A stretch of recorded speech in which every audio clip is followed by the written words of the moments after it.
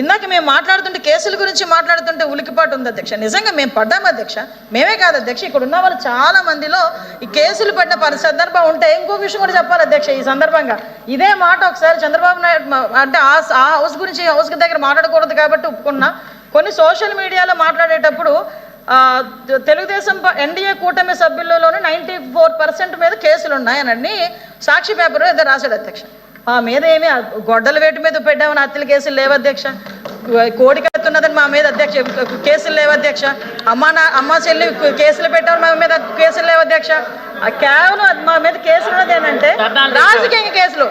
నువ్వు ఇసుక మాఫియా చేస్తున్నామని మేము రోడ్డు ఎక్కితే కేసులు పెట్టారు, లేదు మైనింగ్ మీద కేసులు పెడితే కేసులు పెట్టారు. నేను ఎవరి పేరు ఎత్తలేదు, నేను కేసుల గురించి మాట్లాడాను. మీరు భుజాలు తడుముకుంటే నేనేం చేయాలి? భుజాలు తడుముకుంటే నేనేం చేయాలి?